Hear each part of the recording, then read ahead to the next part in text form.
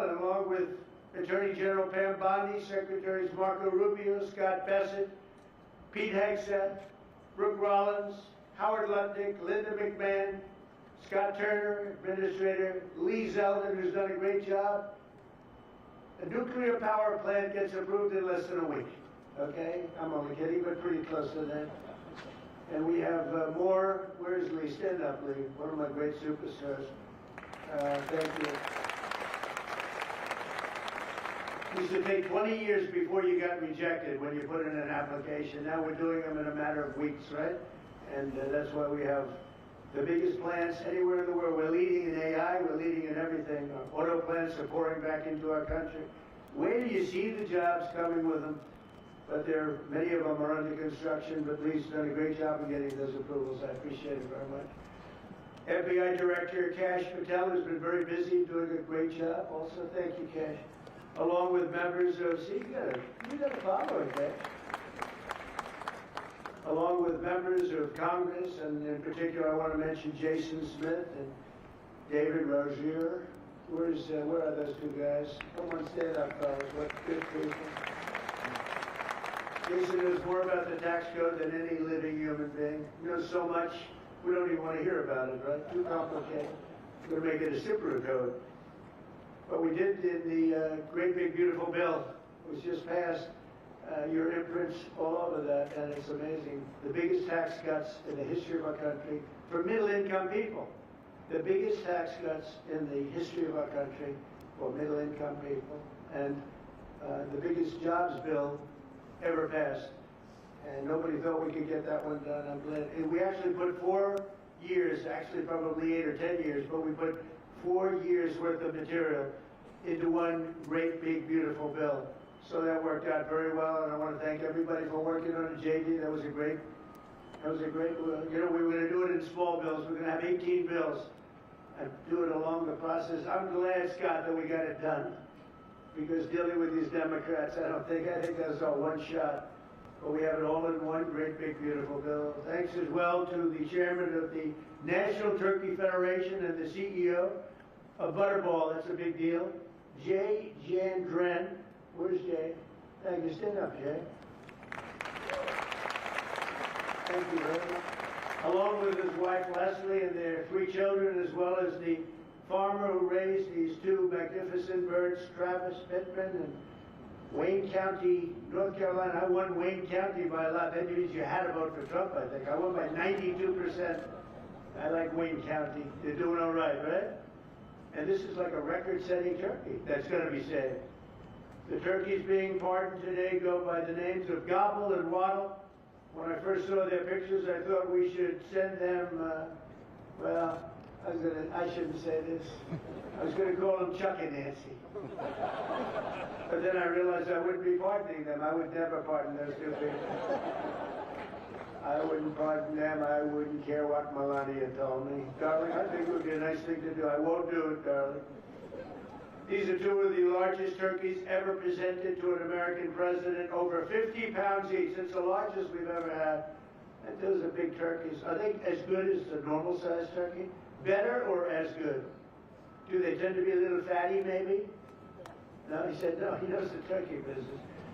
Anyway, despite their size, Secretary Kennedy has formally certified that these are the first ever Maha turkeys. I don't know if I agree with that. These are Maha.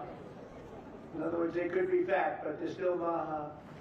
They've been fattened on a steady diet of grass, beef, to allow the smoothies and all of the other things that they've been eating for this occasion. This was a really big occasion.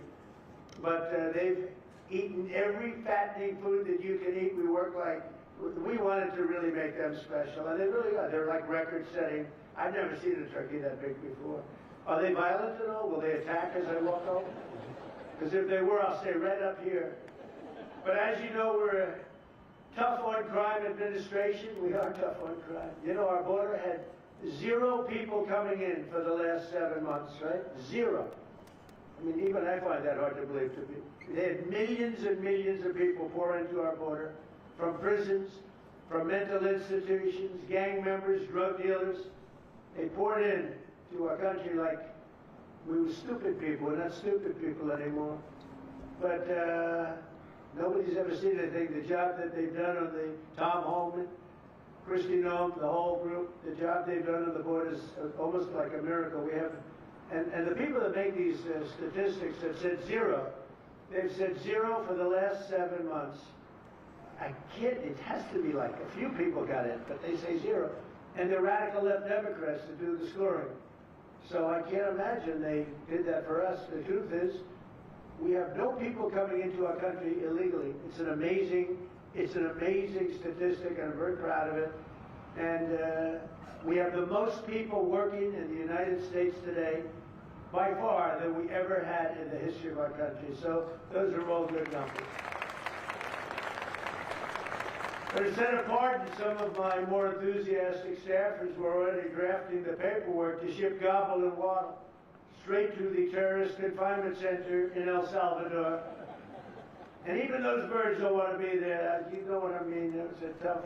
I'd like to thank the president of that country. They do a rather efficient job. It's going to be the largest prison in history. I've never seen anything like it. And a lot of people are behaving on our streets now. You know, Washington, D.C. is considered a safe zone.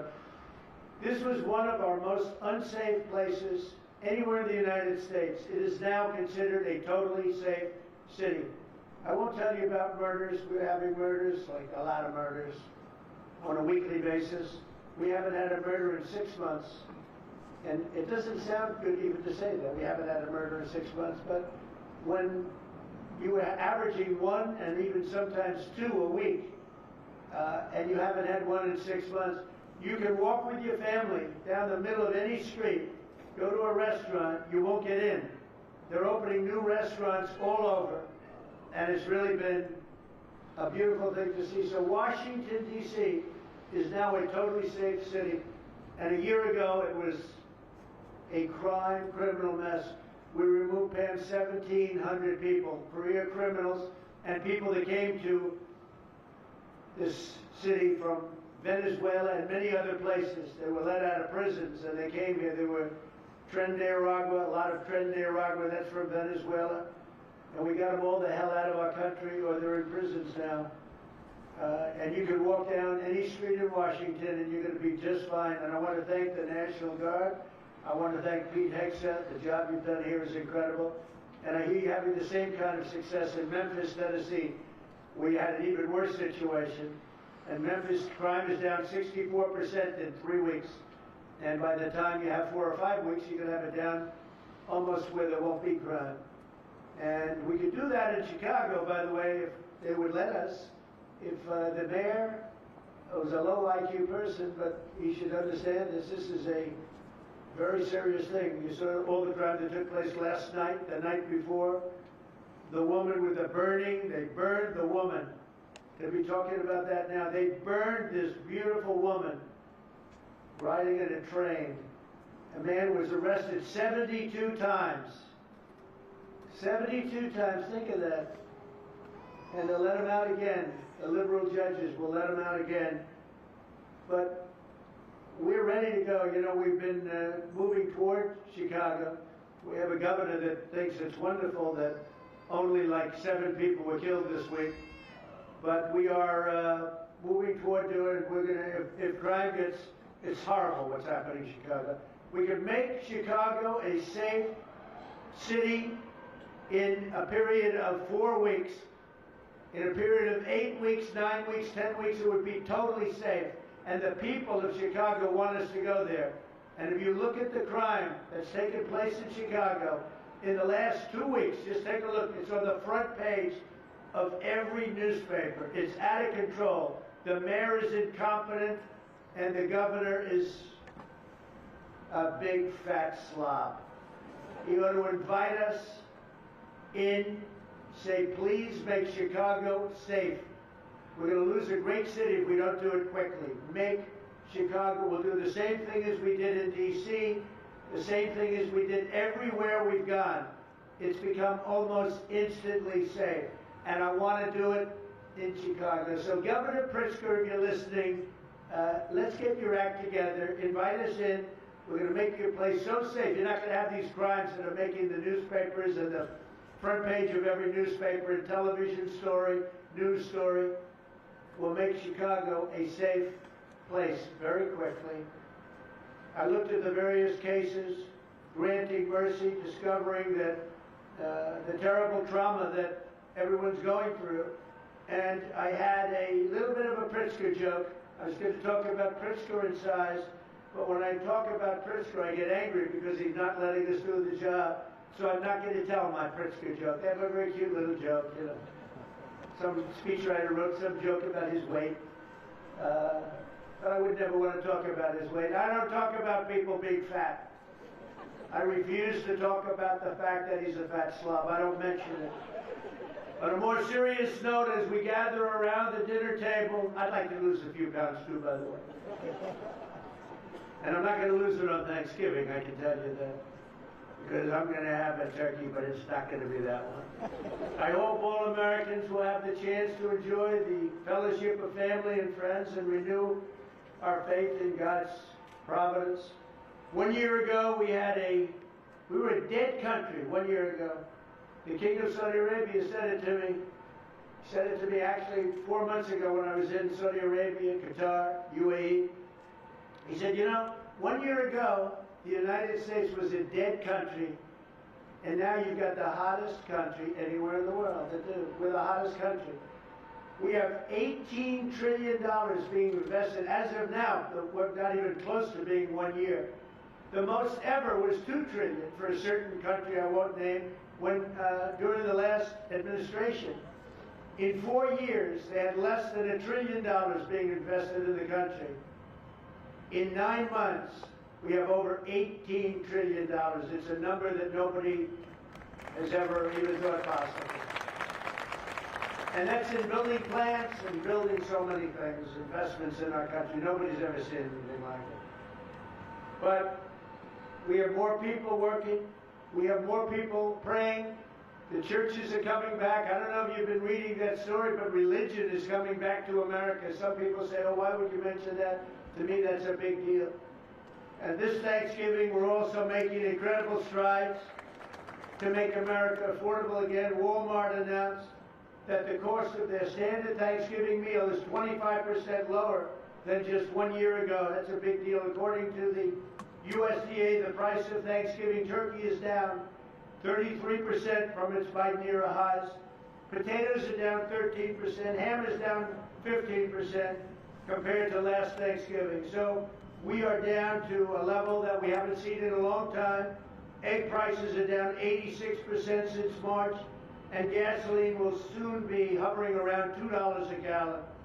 Under our leadership, we passed the largest tax cuts in history, the largest spending cuts in history, the largest regulation cuts in history, and we have fully secured our southern border.